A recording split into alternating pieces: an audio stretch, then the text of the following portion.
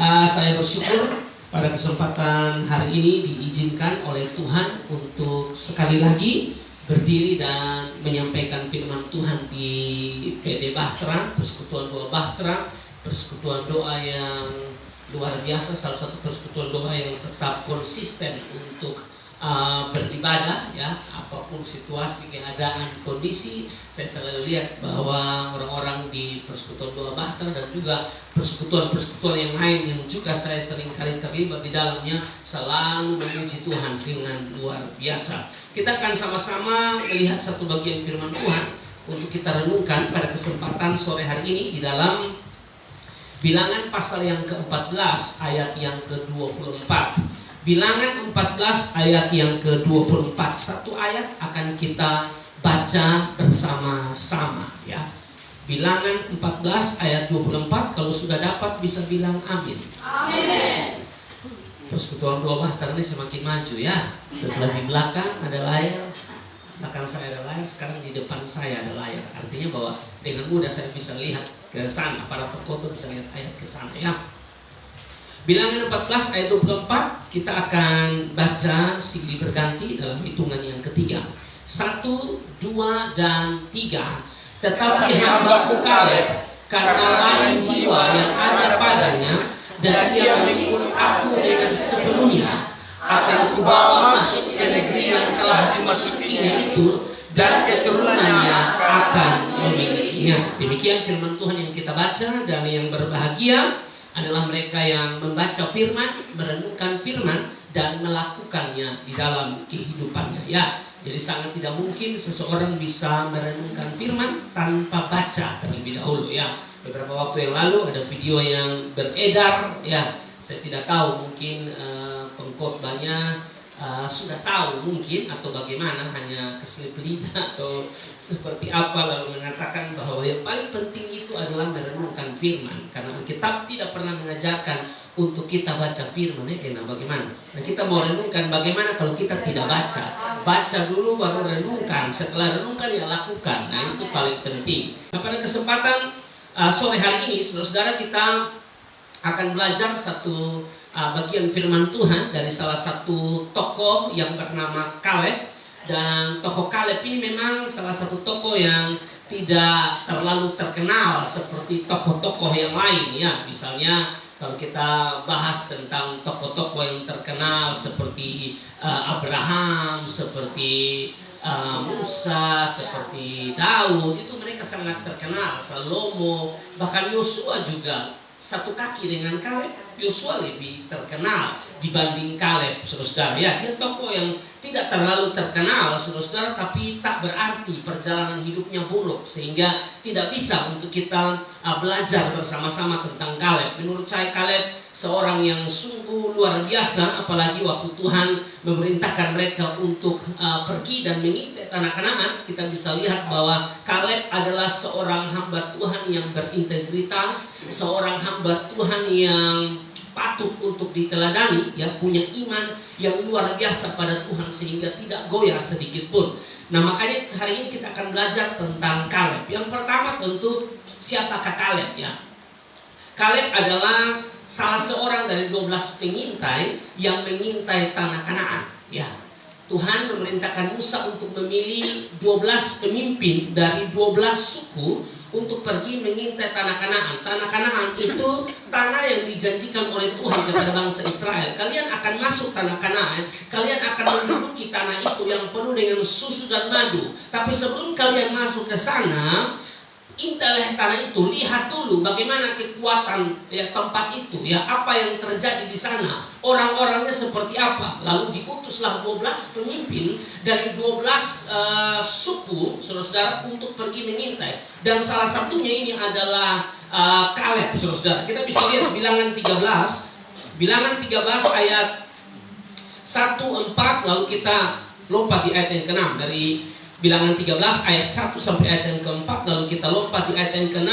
Tuhan berfirman kepada Musa, suruhlah beberapa orang mengintai tanah Kanaan yang akan kuberikan kepada orang Israel. Dari setiap suku nenek moyang mereka haruslah kau suruh seseorang, semuanya pemimpin-pemimpin di antara mereka. Lalu Musa menyuruh mereka dari padang gurun Paran sesuai dengan titah Tuhan. Semua orang itu adalah kepala-kepala di antara orang Israel, dan inilah nama-nama mereka. Ya, saya langsung lompat di ayat yang ke-6, dikatakan di situ dari suku Yehuda Kaleb bin Yefune. Jadi itu ada beberapa orang yang dijelaskan di situ dengan latar belakang sukunya, dan salah satunya adalah Kaleb bin Yefune. Dia salah satu yang pergi, saudara-saudara, untuk mengintai tanah Kanaan bersama dengan Yosua dan juga 10 pengintai yang lain. Nanti kita akan belajar, saudara, tentang apa yang Kaleb lakukan dan perlu kita pelajari dalam kehidupan kita. Yang kedua, hal apa yang bisa kita pelajari dari seorang Kaleb? Yang pertama,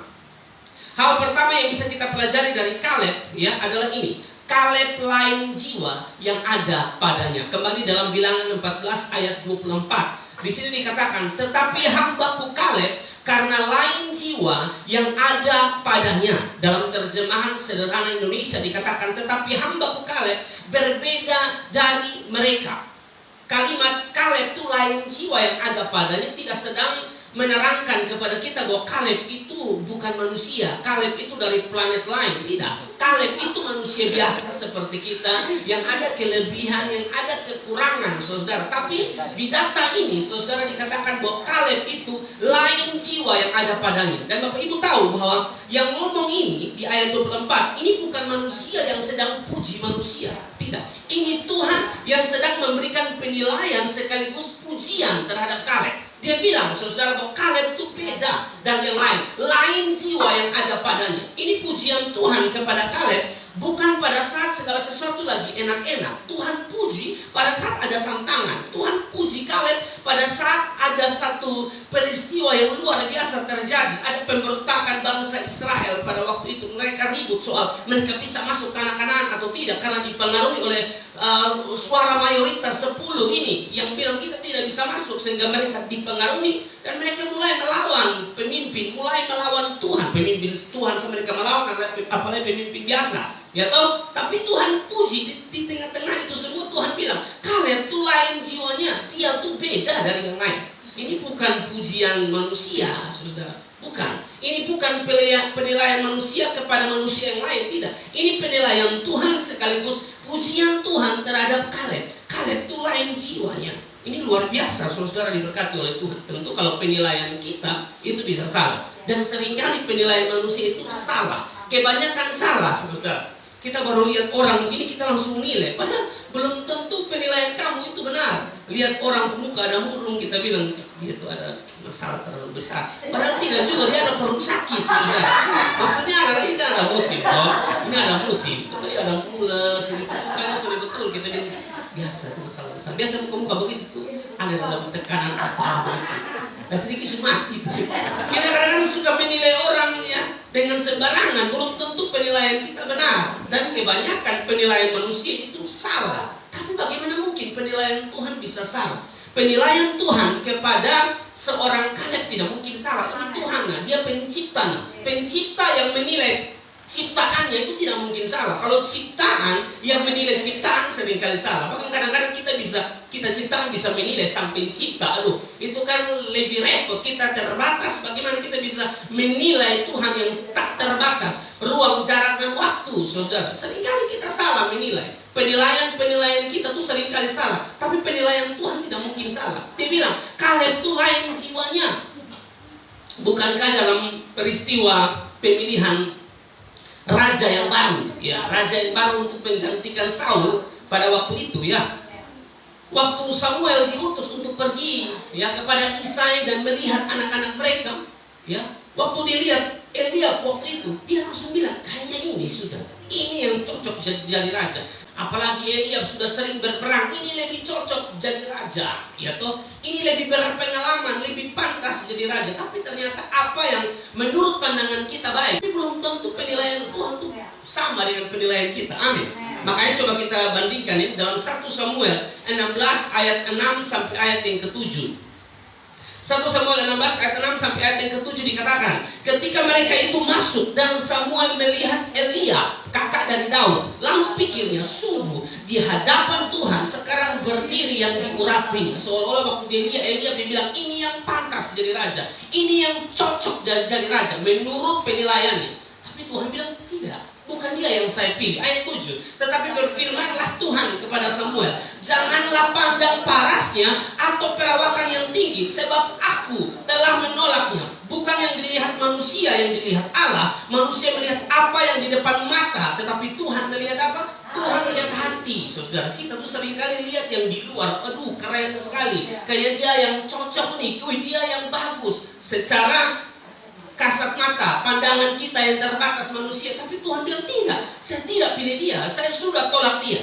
Nah, ini saya hanya mau bandingkan bahwa sekelas Samuel, seorang yang nabi yang luar biasa saja, dia bilang ini sudah yang cocok jadi raja. Tuhan bilang tidak. Sekelas Samuel saja, saudara, ya penilaiannya bisa salah, apalagi kita ini seringkali salah, bahkan kebanyakan salah penilaian kita. Tapi penilaian Tuhan tidak mungkin salah. Nah, berkaitan dengan kata lain jiwa yang ada padanya, yang merupakan penilaian sekaligus pujian Tuhan kepada Kaleb ini, saudara, ya. Adam Clarke dia bilang begini, kata lain jiwa di sini bukan hanya tegas, bukan hanya murah hati, bukan hanya berani, mulia dan berbudi luhur, tapi jiwa yang gagah perkasa yang dipengaruhi oleh Roh Tuhan sehingga ia bisa mengatasi kegelisahan dan ketakutan secara jasmani.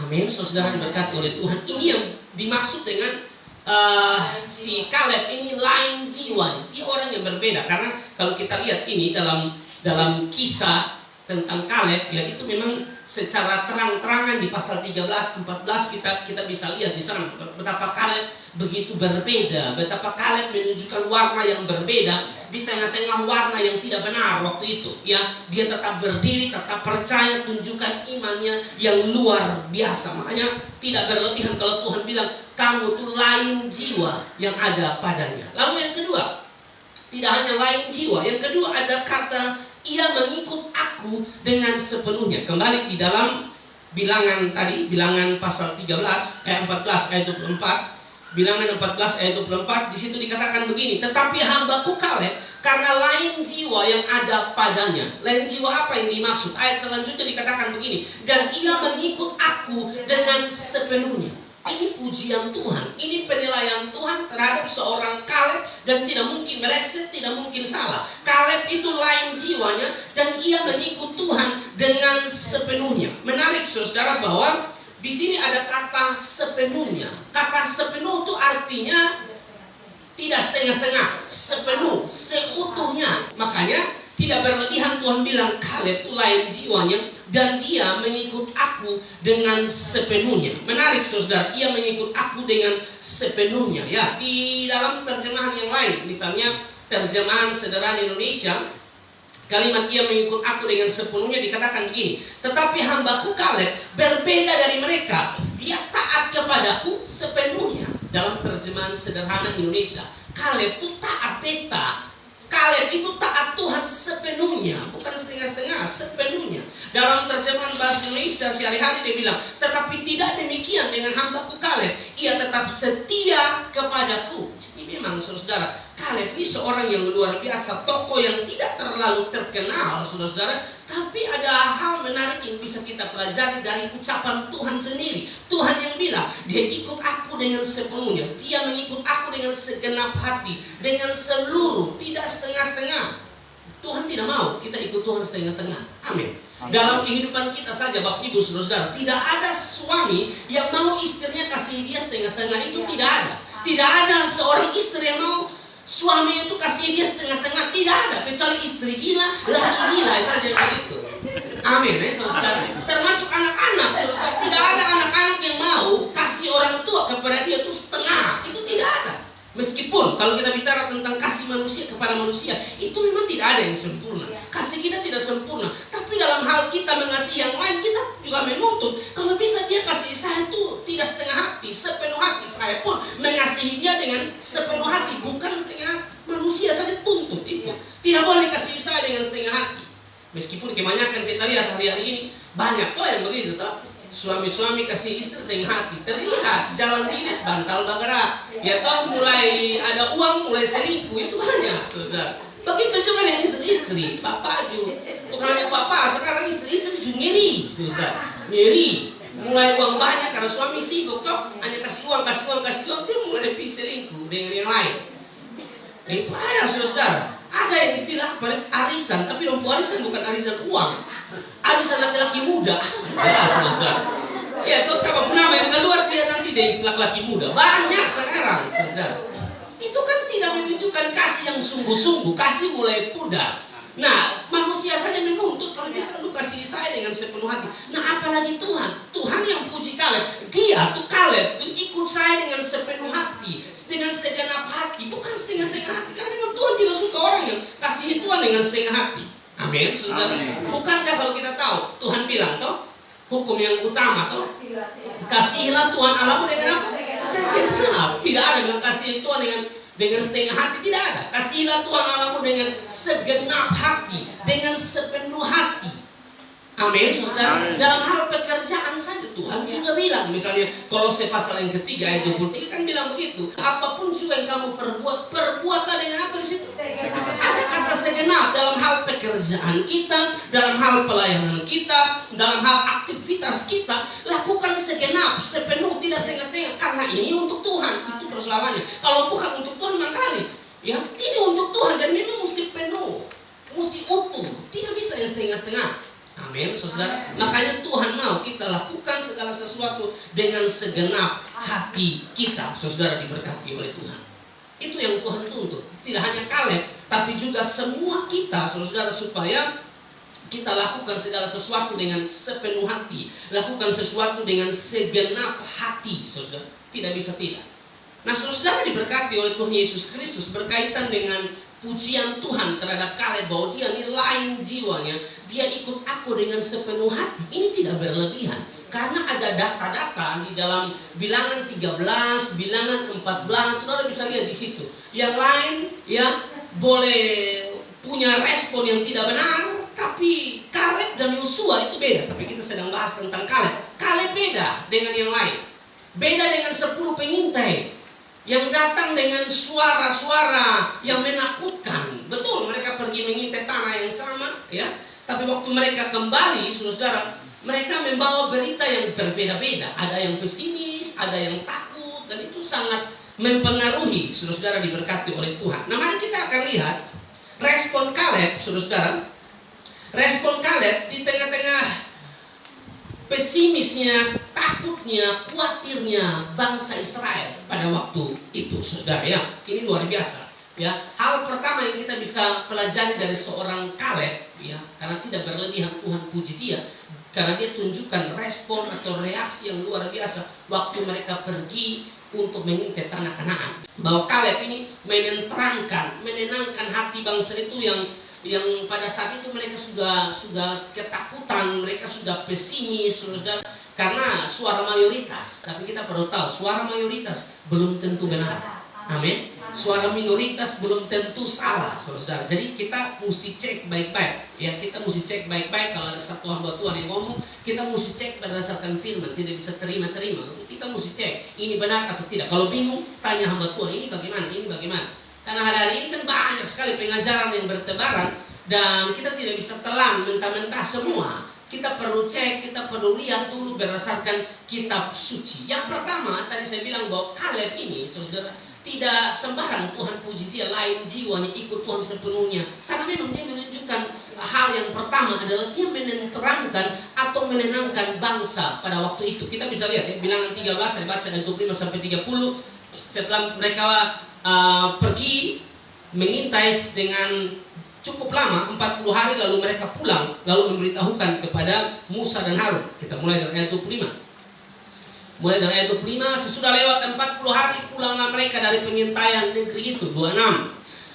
Dan langsung datang kepada Musa, Harun dan segenap umat Israel di Kades, di padang gurun Paran. Mereka membawa pulang kabar kepada keduanya dan kepada segenap umat itu, dan memperlihatkan kepada sekaliannya hasil negeri itu. Jadi 12 pengintai sudah kembali, ya, dan memberitakan atau menceritakan apa yang mereka lihat. Ayat 27, mereka menceritakan kepadanya, kami sudah masuk ke negeri kemana kau suruh kami, dan memang negeri itu berlimpah-limpah susu dan madunya, dan inilah hasilnya. Ayat 28, hanya, kalau semua dengan hanya atau tapi, itu ada sesuatu tuh.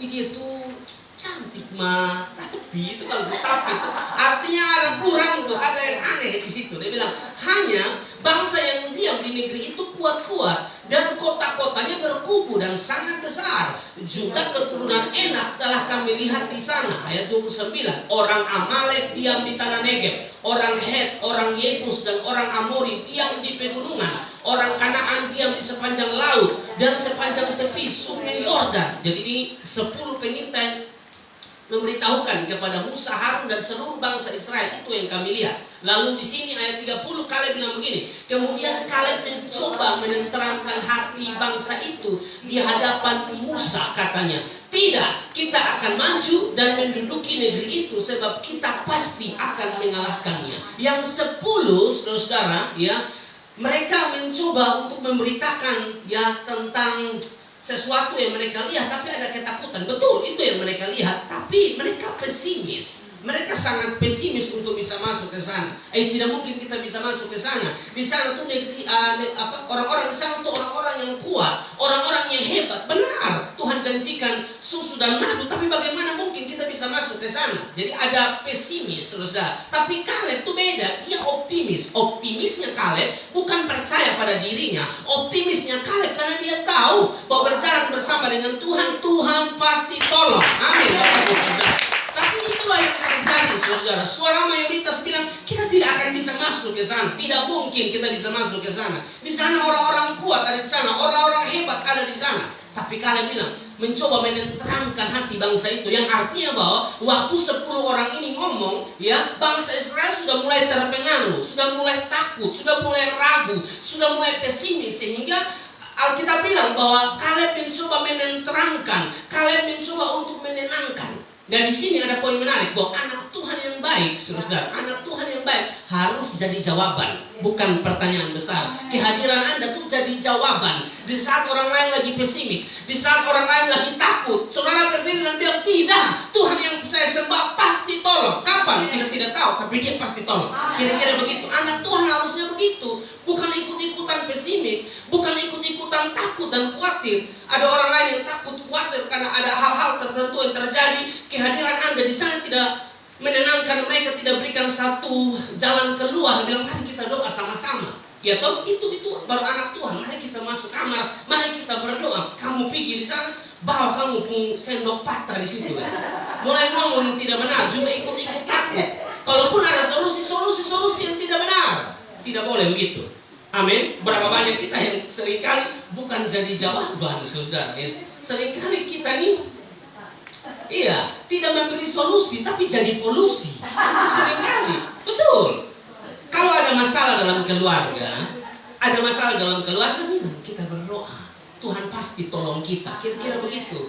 Ya toh, ada yang sakit lalu kita pergi, sakit berapa lama? Saya sakit sekitar 1 bulan tidak sembuh-sembuh.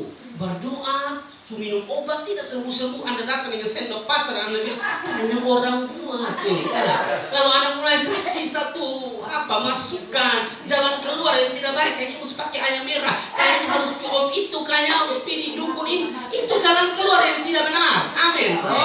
Anda harus bisa menenangkan, harus bisa menenteramkan, tapi sesuai standar Alkitab, harus sesuai nilai-nilai kitab suci, bukan kamu punya nilai yang tidak benar, standar yang tidak benar dari dunia yang kita pakai. Amin kok. Tadi malam saya khotbah, saudara, dan saya bilang bahwa kita benar masih di dunia, tapi meskipun kita masih di dunia, standar yang kita pakai bukanlah standar dunia, nilai yang kita pegang bukanlah nilai dunia, tapi nilai surga. Karena saya khotbah di dalam 1 Petrus pasal yang kedua ayat yang ke-11 kalau tidak salah. Di situ kan ada kata kita ini pendatang atau perantau. Ya toh? Itu memang tertuju kepada orang-orang pilihan Allah yang tersebar di Asia Kecil dan beberapa tempat. Tapi juga tidak berbicara tentang mereka saja di ayat 11, itu juga bicara tentang kita secara rohani. orang-orang yang sudah terima Yesus sebagai Tuhan dan Juru Selamat, di sini kita cuma menumpang, kita cuma tamu, kita akan pulang kembali ke sorga. Kira-kira begitu, saudara. Kita ini cuma perantau, pendatang. Oleh karena itu, kan Filipi 3:20 kan bilang, kewargaan kita tuh, ya toh, sorga, saudara. Filipi pasal yang ketiga ayat 20 kan bilang begitu. Ya, karena kewargaan kita adalah di dalam sorga, dan dari situ juga kita menantikan Tuhan Yesus Kristus sebagai Juru Selamat. Kita warga sorga. Kalau kita warga sorga, maka standar hidup yang kita pakai adalah standar sorga. Nilai-nilai yang kita pegang adalah nilai-nilai sorga dan bukan nilai dunia. Termasuk kalau kita bahas tentang Kaleb ini, saudara. Ya toh, Kaleb pakai standar sorga. Dia bilang, saya menenangkan. Kita bilang, Kaleb menenteramkan dan menenangkan mereka. Kita akan masuk. Itu luar biasa ya, saudara Kaleb. Di dalam ayat yang ke-30 itu, ya, ayat yang ke-30, bilangan 14 ayat 30, ya, ayat 13 ayat 30. Kemudian Kaleb mencoba menenteramkan hati bangsa itu di hadapan Musa, katanya, tidak, kita akan maju dan menduduki negeri itu. Ini optimis sekali karena roh Tuhan ada di dalam dia, sebab kita pasti akan mengalahkannya. Ini iman yang luar biasa. Ya, berapa banyak kita yang kadang-kadang ya, namanya suara mayoritas toh. Seringkali kita lebih dipengaruhi oleh suara terbanyak. Yang suara terbanyak bilang tidak mungkin kita ke sana, tidak mungkin bisa, tidak akan sanggup, kita pasti ikuti. Karena seringkali manusia itu begitu, ikut suara terbanyak itu yang mana? Meskipun suara terbanyak atau suara mayoritas belum tentu benar, seringkali salah, saudara. Makanya kita perlu cek berdasarkan firman. Amin. Tapi kalau orang yang tertanam di dalam Tuhan, punya iman yang luar biasa, mau apapun yang terjadi dia tetap percaya Tuhan pegang kendali, saudara. Ya. Yang kedua, tidak terlalu lama. Yang kedua, kalau yang pertama, Kaleb menenteramkan dan menenangkan hati bangsa itu yang sedang kalut, takut begitu, karena bahasa dari 10 pengintai ini, saudara, yang mencoba untuk mempengaruhi mereka, dan dia berdiri dan dia mencoba untuk menenteramkan dan menenangkan. Dan itulah gaya hidup anak Tuhan itu begitu. Kehadirannya jadi jawaban, bukan pertanyaan besar. Dia kalau datang tuh orang bilang, "Anak ini pemalas." Padahal sudah terus. Kalau datang tuh suka gitu ya. Saya tidak bilang bahwa semua orang harus suka kita. Tidak semua orang suka kita. Tapi paling tidak orang lihat kita, wih, dia kalau datang memang belum ada solusi, tapi mari kita minta doa. Saudara doa itu kasih masukan yang aneh-aneh begitu tuh, yang akhirnya orang jengkel ya. Jangan, pokoknya anak Tuhan bawa solusi, amin. Jadi jawaban yang terbaik gitu ya, jangan aneh-aneh dan mesti sesuai firman, amin. Makanya baca firman. Kalau tidak baca firman, hanya baca buku, saya tidak bilang bahwa baca buku itu salah, tapi lebih baik baca firman dulu baru baca buku. Apalagi buku-buku yang cerita pengalaman itu belum tentu benar. Betul ya? Kalau mau baca buku ini saya anjurkan baca buku yang Injili supaya kita belajar, kita kuat. Kalau baca buku yang pengalaman naik turun surga segala macam, begitu malas, saudara. Ini sudah zaman belajar Alkitab itu main ngomong yang naik turun surga. Lalu ada yang bilang saya sudah naik turun surga, dia bikin kayak pasang impres. Saya supaya neraka, saya lihat di neraka itu, ya toh orang-orang ditusuk-tusuk setan, wih begitu. Padahal kan tidak seperti itu loh, saudara. Ya toh? Nanti kan dia yang disiksa. Setan itu yang akan disiksa, bukan dia yang siksa. Makanya kita bilang amin apa dia Alkitab tidak sesuai. Cek Alkitab, makanya baca Alkitab. Kalau kita baca Alkitab, kita pun solusi itu solusi berdasarkan kitab suci. Nah, solusi yang berdasarkan kitab suci memang tidak semua orang suka, tapi paling tidak Anda ngomong kebenaran. Amin kok? Tidak perlu takut. Ini hidup ini kita harus lebih jaga perasaan Tuhan, Bapak Ibu. Saya kalau jaga perasaan Bapak Ibu, saya juga tidak omong terlalu dalam. Saya mau disukai supaya saya diundang lagi di PD Batra dan PD-PD yang lain, ya toh. Saya mau diundang lagi di kantor-kantor yang lain. Jadi saya mesti jaga mulu, omong jangan terlalu dalam, jangan terlalu menusuk begitu. Cari ayat yang enak-enak sah, jangan yang bikin jengkel orang. Tidak bisa. Kebenaran tetap kebenaran. Mau undang atau tidak undang, ya saudara. Yang penting saya sudah lakukan apa yang Tuhan mau.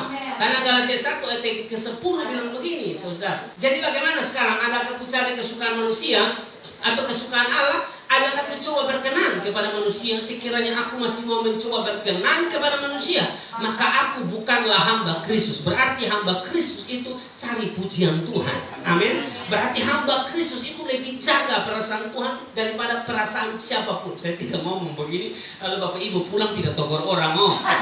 Kenapa? Bukan begitu. Bukan begitu maksud saya, ya saudara. Kalau kita ngomong kebenaran, berdiri di atas kebenaran sungguh-sungguh, kita harus lebih jaga Tuhan pun perasaan.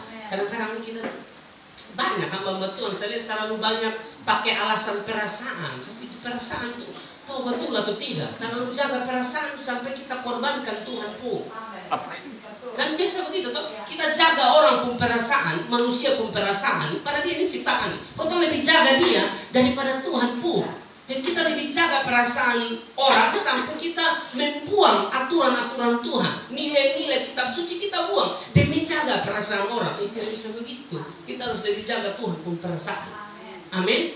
Karena dia yang ciptakan kita, dia sumber kekuatan kita, sumber kemenangan kita, dia yang pelihara kita. Bagaimana kita lebih jaga perasaan orang? Amin. Kalau saudara, ini berkaitan dengan kebenaran ya. Bukan jalan tidak tegur orang, ya toh. Puasa juga bikin muka ke keram-keram. Dia mau pamer bahwa dia itu ada puasa. Bukan begitu. Alkitab bilang kalau ada puasa, minyakilah rambutmu, ya kepalamu. Pokoknya bikin muka itu bagus juga. Kalau bisa pakai lipstick sedikit, jadi kelihatannya asik. Siapa yang larang pakai lipstick? Ada persekutuan yang larang pakai lipstick. Salah apa orang pakai lipstick? Kalau pakai lipstick untuk ganggu orang pulaki itu salah. Sorry ya saya ngomong, itu salah motivasi yang buruk. Tapi kalau pakai lipstick supaya saudara kelihatan gagah, toh tidak apa-apa, memang harus begitu. Bikin muka masa persekutuan doa kita bikin muka suruh tidak pakai lipstick, tidak pakai bedak, tidak sisir rambut, muka orang gila, jangan begitu. Amin. Mesti gaya. Kayak sisir rambut. Mesti begitu. Karena saya sempat dengar ya beberapa tahun lalu kan ada yang begitu. Persekutuan itu harus muka yang pokoknya kayak ada depan apa kok? Siapa hari persekutuan? Oh semangat marilah kepadaku semua yang letih lesu dan berbeban berat. Tuhan akan berikan kelegaan. Kamu buka begitu terus belum dapat kelegaan. Ya toh. Saya tidak bilang yang berdandan yang berlebihan, tapi kan harus berdandan. Amin. Yang pas, yang cocok begitu. Pakai lipstick, sedikit ini lipstick tidak pakai, bedak tidak pakai, rambut tidak samer dulu, lalu tidak sisir. Makanya kalau seorang toke oma tidak apa-apa, seoma-oma, tapi hati tetap melekat dengan Tuhan. Maksudnya dia boleh itu tak siram begitu. Kayak orang pemalas dia lu, anak Tuhan mata siram. Terus bagaya, cantik, tapi tujuannya untuk kemuliaan Tuhan. Itu tidak bisa. Ini yang bagus ini. Mesti begitu ya. Lalu yang kedua, saudara, Kaleb ini teguh berdiri pada janji Tuhan, ya meskipun ada dalam tekanan yang luar biasa, ya teguh berdiri pada janji Tuhan meskipun dalam tekanan. Teguh berdiri itu artinya tidak bergeser, tetap berdiri apapun yang datang menghantam, persoalan apapun, pergumulan apapun, teguh berdiri pada janji Tuhan meskipun dalam tekanan. Kita bisa lihat di dalam Bilangan 13 ya, mulai ayat 32 ayat 33 di situ ya. 10 pengintai ini bilang begini, juga mereka menyampaikan kepada orang Israel kabar busuk. Dalam terjemahan yang lain bilang mereka menyebarkan cerita bohong di kalangan orang Israel. Bilang bahwa negeri yang diintai mereka dengan berkata, negeri yang telah kami lalui untuk diintai adalah suatu negeri yang memakan penduduknya, dan semua orang yang kami lihat di sana adalah orang-orang yang tinggi-tinggi perawakannya. Juga kami lihat di sana orang-orang raksasa, orang enak yang berasal dari orang-orang raksasa, dan kami lihat diri kami seperti belalang, dan demikian juga mereka terhadap kami.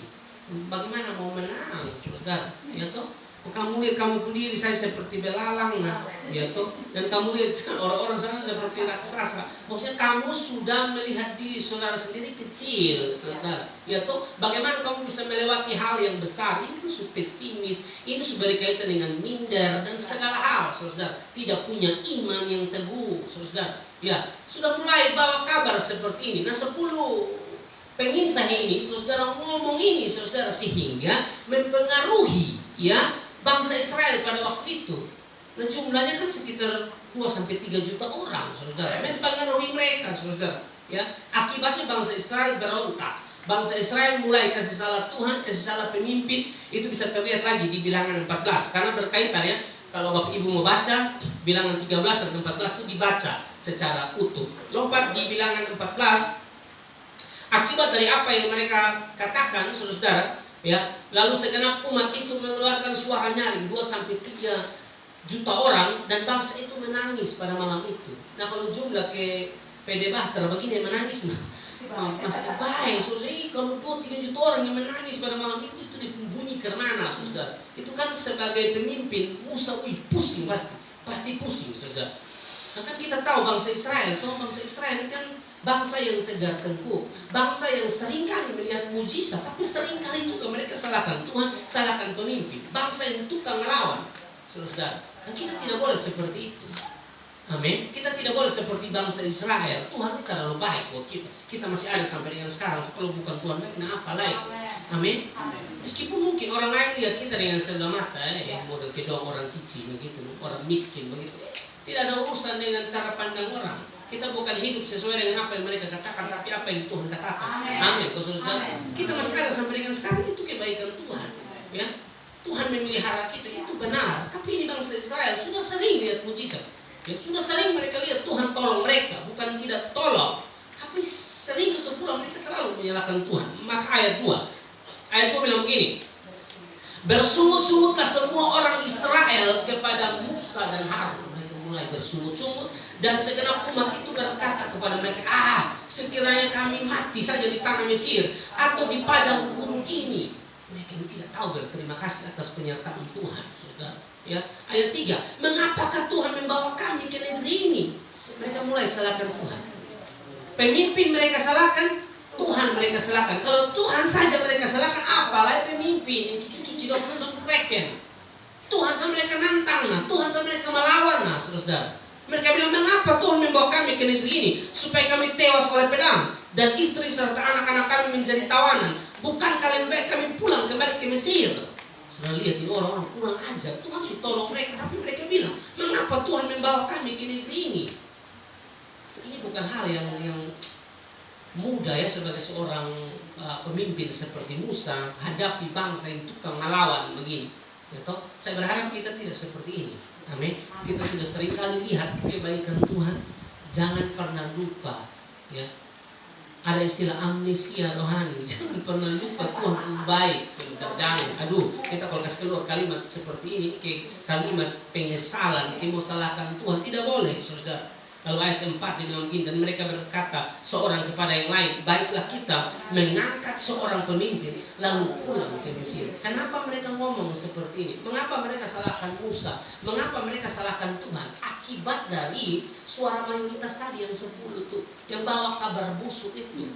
Jadi suara mereka itu mempengaruhi, perkataan mereka itu mempengaruhi bangsa Israel. Poin menarik di sini, saudara. Hati-hati dengan perkataan kita. Amin ya. Hati-hati dengan masukan-masukan kita. Pastikan perkataan kita, yaitu perkataan yang membangun. Pastikan nasihat-nasihat kita, nasihat-nasihat yang membangun, yang bersumber pada firman. Hati-hati. Kalau kita salah kasih masukan, salah input, yang keluar itu berat. Nanti saudara ngomong begitu ke orang, ini jalan keluarnya seperti ini, padahal tidak sesuai firman, jadi ikut lurus-lurus, repot. Kita anak Tuhan harus kasih jalan keluar yang terbaik sesuai firman. Ya, kalau perkataan kita tidak benar akan sangat mempengaruhi orang lain. Makanya Efesus pasal yang keempat ayat 29, janganlah ada perkataan kotor keluar dari mulutmu, tetapi pakailah perkataan yang baik untuk membangun di mana perlu, supaya mereka yang mendengarnya beroleh kasih karunia. Perhatikan di sini menarik. Jangan ada perkataan kotor keluar dari mulutmu, tetapi pakailah perkataan yang baik untuk membangun. Perkataan kotor tidak hanya makian, tapi kata-kata yang tidak membangun termasuk kata-kata kotor. Amin, saudara. Perkataan kita harus perkataan yang membangun, tapi yang 10 ini memang tidak membangun. Makanya mempengaruhi bangsa Israel, sehingga bangsa Israel mulai mengeluh kepada Tuhan, mulai marah Tuhan dan marah pemimpin, saudara. Itu tidak boleh. Itu akibat dari mana? Karena ini 10 orang cara bicara nih, masukan nih. Hati-hati saudara. Ya, kita harus jadi anak-anak Tuhan yang memberi masukan yang baik sesuai dengan dasar firman Tuhan. Tidak boleh yang di luar firman Tuhan itu tidak boleh saudara diberkati oleh Tuhan. Ya, jadi yang Tuhan mau saudara kita sungguh-sungguh saudara untuk memberikan masukan yang baik sesuai dengan firman Tuhan. Tapi di ayat 6 dan ayat yang ke-7 dari Bilangan 14, setelah mereka marah-marah, mereka mulai mengeluh pada waktu itu, menggerontak pada waktu itu. Di ayat yang ke-6 dan di ayat yang ke-7, Yosua bilang begini, tetapi Yosua bin Nun dan Kaleb bin Yefune yang termasuk orang-orang yang telah mengintai negeri itu mengoyakkan pakaiannya, lalu ayat 7, dan berkata kepada segenap umat Israel, negeri yang kami lalui untuk diintai itu adalah luar biasa baiknya. Di saat orang lain ya sedang ribut, takut, khawatir karena bahasa dari 10 mayoritas tidak akan masuk ke negeri itu. Ini bahaya ya, mempengaruhi bangsa Israel pada waktu itu. Tapi bagi Kaleb dan juga Yosua, mereka bilang kita akan masuk ke negeri itu. Ini baru pemimpin yang luar biasa, saudara. Pemimpin itu begitu ya, termasuk ya di dalam rumah tangga kita sebagai seorang suami, jadilah pemimpin yang baik, jadilah seorang suami yang baik, saudara. Bukan tidak ada masalah dalam hidup. Hidup mana yang tidak ada masalah? Selama kita masih pakai kepala, masalah pasti ada. Pusing pasti. Kecuali kita jalani ini hidup tanpa kepala. Tapi kan tidak mungkin. Kalau saudara harus pakai kepala. Nah kalau pakai kepala ini pasti pusing. Tapi suami yang baik meskipun ada masalah, dia bilang, mari kita berdoa. Tuhan pasti tolong kita. Karena Alkitab bilang di Ibrani 13 ayat yang ke-5, aku sekali-kali tidak akan membiarkan engkau, dan aku sekali-kali tidak akan meninggalkan engkau. Itu baru seorang suami yang baik. Juga istri-istri juga begitu. Meskipun uang belanja mungkin kurang di bulan ini, ya jangan mengeluh dong. Tetap bersyukur, Tuhan baik. Tuhan tetap akan tolong kita. Ya begitu ya. Ibu-ibu kan kita tahu ya, Bapak ya. Mereka tuh satu hari harus kasih habis 20.000 kata. Makanya kalau omong nih Pak belum selesai Pak di kantor, mereka cari tetangga. Karena harus kasih habis 20.000. Kalau kita yang laki-laki ini cuma 7.000, kecil. Kota kita tuh terbatas. Kalau mereka butuh unlimited. Unlimited, woi itu ngeri saudara. Cerewet, ini kenapa? Ini kenapa? Ini kenapa? Tapi istri yang takut Tuhan dia akan bilang, berapa saya Bapak pulang? Ini berkati Tuhan sediakan. Nah begitu, saudara mengeluh. Tapi ada juga bapak yang memang juga saudara kerja begitu, maksudnya bukan saudara kerja pun suka sih kerja ya, tapi dia pun duduk main catur, itu yang repot. Main catur itu kan lama, kan harus pikir itu berjam-jam, atau memancing itu pergi pancing ya toh, kasihnya istri sampai pagi baru dia pulang. Coba pulang lu bawa ikan baik, tidak ada ikan yang dia bawa, ojek itu kan menjengkelkan, lebih lu pi ojek gitu. Lu lebih ojek sah. Ikan aja di pantai deh. Repot gitu. Ya. Sekarang lagu doang aneh. Lagu doang aneh, ikan aja di pantai, dan herannya sekarang ini saya harus ngomong. Lagu-lagu ikan aja di pantai justru itu yang heboh di gereja. Saya rasa aneh, minta maaf saya harus ngomong. Yang mau dengar sih. Memang ini betul nah. Dong kalau yang KKR anti, tidak boleh KKR. Begini. Bikin KKR itu orang omong firman, orang pergi gila-gila di situ. Itu dong tutup betul-betul. Dong betul-betul tidak mau kasih satu peluang bagi orang-orang atau anak-anak muda atau siapa begitu mau bikin KKR. Tapi kalau yang acara-acara tidak jelas, ikan aja di pantai. Dong tabrak Tuhan itu minta maaf. Betul. Amin. Itu yang terjadi, saudara. Kalau yang rohani dong sudah mau. Kesempatannya kecil sekali, yaitu peluangnya kecil untuk mereka berikan. Tapi kalau yang tidak jelas, yang untuk duniawi, yang siktan punya, terbuka luas, iya berbondong-bondong, KKR sedikit. Itu yang terjadi. Nah karena saudara omong ikan aja di pantai, makanya ingat biar harus ngomong. Saya tidak omong nama gereja manapun, saudara tahu sendiri. Sekarang media sosial nih, saudara tahu gereja mana yang ada buat begitu. Banyak saudara. Bahkan ada gereja-gereja yang saya lihat, saya pulang dari khotbah tuh, ada gereja yang, do game saudara, yaitu lampu kelap-kelip. Mungkin mereka membuat acara nikah, di pemberkatan nikah di gereja, tapi sekaligus acaranya di gereja. Nah, syukurannya coba syukuran yang baik. Ini pasang lampu disco, karena di pantai mereka bergoyang. Ini di gereja saudara. dalam memang di luar gereja halamannya, tapi itu tetap saudara tidak boleh tuh saudara. Nah, saya heran pendeta-pendeta juga tidak ada otoritas gitu ya. Pendeta-pendeta juga bahkan ada pendeta juga goyang. Pendeta tidak kasih teladan yang baik. Tidak boleh begitu. Itu yang terjadi. Nah, ini sedikit melenceng karena saudara tadi bilang ikan aja di pantai toh. Saya dengar saudara ngomong begitu, makanya saya harus ngomong. Tidak boleh begitu. Yang Tuhan pun kita batasi. Lalu yang untuk dunia setan pun kita buka semua. Terbuka lebar. Mau goyang, mau disko. Ya toh, Pak, ame orang istri, ame orang Pak sudah jadi apa ini? Di dalam gereja. Rusak semua ini begini. Ya saudara. Nah, saudara diberkati dan dikasih oleh Tuhan Yesus. Jadi ini luar biasa Kaleb ini. Mencoba menenteramkan hati bangsa itu di saat mereka lagi ketakutan, pesimis, tidak mungkin maju. Mereka bilang, kita bisa maju, kita akan masuk. Negeri yang kami lalui untuk diintai itu adalah luar biasa baiknya. Ya, itu baru seorang pemimpin. Saya ingat, saudara dulu waktu pembangunan gereja Amazing Grace, saudara pembangunan gereja Amazing Grace itu kami masih pakai Sylvia. Karena 2 tahun pembangunannya. Lalu panitia bilang kita pakai Hotel Sylvia untuk ibadah. Nah kan pakai Hotel Sylvia itu kan bayar, 3 kali ibadah itu kan kami harus bayar gitu. Jadi ibadah yang dipakai di situ cuma ibadah yang berjalan di Hotel Sylvia itu cuma ibadah raya, ibadah umum dan juga ibadah tengah minggu setiap hari Rabu. Ya kan waktu kita masih Sylvia itu mungkin orang hotel juga marah karena terlalu banyak orang sampai kursi tidak ada orang berdiri terlalu banyak ya, di situ. Jadi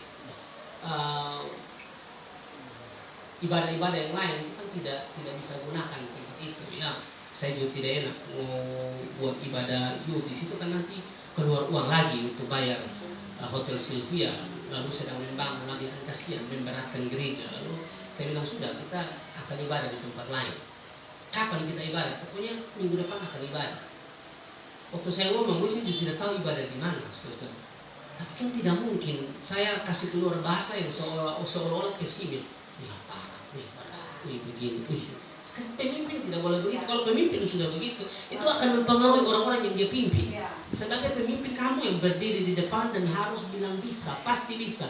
Jalan keluarnya bagaimana Tuhan pasti tolong. Saya bilang nanti kita ibadah hari Jumat gampang. Padahal itu saya lagi pusing betul kita mau ibadah gimana. Tapi terus berdoa Tuhan kasih kami tempat.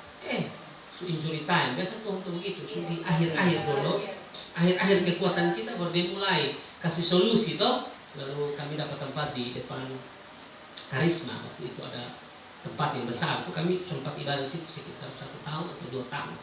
Lalu setelah itu kami pindah lagi di samping BCA. Setelah itu kami pindah lagi di sebelah BCA. Jadi kami dapat tempat di luar terus saudara selama pembangunan gereja itu. Nah saya lihat di sini bahwa memang seperti yang ditunjukkan pada kesempatan hari ini dari seorang Kaleb luar biasa. Itu baru pemimpin yang hebat begitu. Di saat semua lagi kalut, pesimis, takut, khawatir, tidak mungkin bisa masuk. Tapi seorang pemimpin yang baik harus bilang bisa, harus tetap optimis. Itu bukan bisa karena percaya diri, karena berjalan bersama dengan Tuhan. Amin, saudara. Makanya pentingnya kita tuh punya pengalaman dengan Tuhan. Pengalaman berjalan bersama dengan Tuhan itu yang bikin kita kuat. Amin, Bapak Ibu saudara. Itu yang bikin kita kuat. Kita bilang Tuhan baik. Ya, di gereja kami, Bapak Ibu saudara, ada beberapa ibu yang sakit ya. Ada sekitar 3 atau 4 ibu dan 2 ibu sudah meninggal. Kemarin itu Ibu Novi Amheka, Novi Solsepa, Ibu Sinta Solsepa yang meninggal. Itu kan bukan sakit perut, bukan sakit-sakit yang biasa dong, sakit mata. Itu kanker darah. Memang sudah meninggal. Tapi luar biasa saya lihat hidup mereka meskipun sakit tapi tetap ibadah, saudara. Kalau masih kuat sedikit akan tetap ibadah, saudara. Itu yang membakar kami yang masih sehat-sehat ini untuk ibadah. Kan malu, saudara kita yang kuat-kuat tidak ibadah, alasan saja. Sebentar ini, sebentar itu. Mereka yang sakit, ini pasti mati kok kanker ini. Memang Tuhan sanggup menolong yang bisa buat mujizat. Tapi kan ini sakit kanker.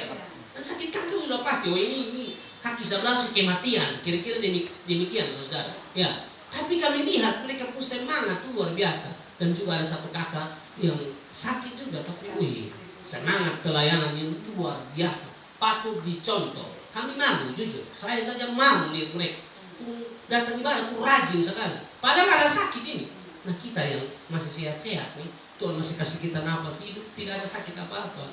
Ada aman-aman semua ada aman. Nah tolong kau cari Tuhan. Pakai ini kesempatan cari Tuhan. Jangan semua mati baru mulai kita mau didoakan, kita mau singgah. Dulu dari sehat-sehat tidak mau singgah.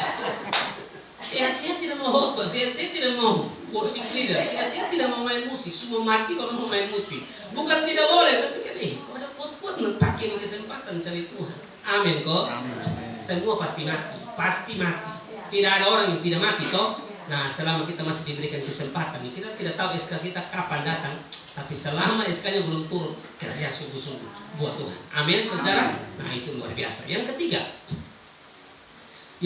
saudara diberkati oleh Tuhan adalah seorang Kaleb ini, saudara tidak berlebihan. Tuhan puji dia, lain jiwanya ikut aku dengan sepenuh hati, karena dia bergantung sepenuh pada Tuhan. Perhatikan bilangan 14 ayat yang ke-8 bilang begini, jika Tuhan berkenan kepada kita, maka ia akan membawa kita masuk ke negeri itu dan akan memberikannya kepada kita suatu negeri yang berlimpah susu dan madunya. Jika Tuhan berkenan kepada kita, saya suka itu kalimat. Ini contoh orang yang bergantung kepada Tuhan. Membuat apa-apa itu bergantung pada Tuhan. Jangan langsung buat seolah-olah nanti apa yang kita lakukan ini terjadi. Itu kan sombong sekali. Seolah-olah kita tidak mau tanya Tuhan lagi. Tidak boleh begitu. Tanya Tuhan dulu baru lakukan. Saudara, apa yang saudara mau lakukan? Ya, kita memang harus bergantung sepenuh kepada Tuhan. Saudara, Kaleb dari kalimatnya bahwa jika Tuhan berkenan kepada kita, itu menunjukkan bahwa dia bergantung kepada Tuhan. Ya toh, jangan seperti orang-orang yang ditegur dengan keras oleh Rasul Yakobus di dalam Yakobus pasal 4 ayat 13 sampai seterusnya. Ini kan diprotes luar biasa di sini ya. Jadi sekarang hai kamu yang berkata hari ini atau besok kami berangkat ke kota Anu dan di sana kami akan tinggal setahun dan berdagang serta mendapat untung. Sedang kamu tidak tahu apa yang akan terjadi besok. Apakah arti hidupmu? Hidup itu sama seperti uang yang sebentar saja kelihatan lalu lenyap. Ayat 15, sebenarnya kamu harus berkata, jika Tuhan menghendakinya, kami akan hidup dan berbuat ini dan itu. Langsung ayat 16, tetapi sekarang kamu memegahkan diri dalam congkakmu dan semua kemegahan yang demikian adalah salah. Begitu. Jadi Kaleb mencoba untuk menenteramkan hati mereka dan bilang, jika Tuhan berkenan, artinya andalkan Tuhan. Jangan terlalu biarkan pesimismu, takutmu menguasai hati dan pikiranmu. Cobalah untuk berserah pada Tuhan. Amin. Berserah itu kan bukan kalah. Berserah itu bukan menyerah. Berserah itu artinya kita memberikan kendali kehidupan kita itu pada Tuhan. Itu yang namanya berserah. Amin. Saudara, berserah sepenuhnya kepada Tuhan. Nah ini merupakan sesuatu yang luar biasa yang mengajak kita, Bapak Ibu Saudara, untuk belajar dari seorang Kaleb. Betapa dia adalah seorang yang dikatakan oleh Tuhan ya, bahwa dia seorang yang lain jiwanya dan mengikut aku dengan sepenuhnya. Data-data ini saya tunjukkan untuk ya memberi bukti bahwa betul dia itu lain jiwa dan juga dia ikut Tuhan sepenuh. Orang yang ikut Tuhan dengan sepenuh hati, saudara, ya kehadirannya pasti jadi jawaban. Ya toh, di saat semua lagi pusing, dia akan menenteramkan, dia akan menenangkan sebagai seorang anak Tuhan yang baik. Dan yang kedua, teguh berdiri pada janji Tuhan meskipun dalam tekanan. Amin, saudara. Apapun yang kita hadapi dalam hidup ini, kita tetap percaya bahwa Allah Tuhan bekerja dalam segala sesuatu untuk mendatangkan kebaikan. Dan yang ketiga, bergantung penuh pada Tuhan. Nah, tiga hal ini menunjukkan pribadi yang luar biasa dari seorang Kaleb. Tidak berlebihan, saudara. Kalau Tuhan puji dia bahwa Kaleb itu lain jiwanya, ikut aku dengan sepenuh hati, bukan dengan setengah hati. Amin. Jangan puas dengan pujian manusia, itu mah biasa ya. Yang paling bikin luar biasa, bikin enak kita itu adalah pujian Tuhan kepada kita. Jadi carilah pujian Tuhan, bukan pujian manusia ya. Tuhan Yesus memberkati. Shalom.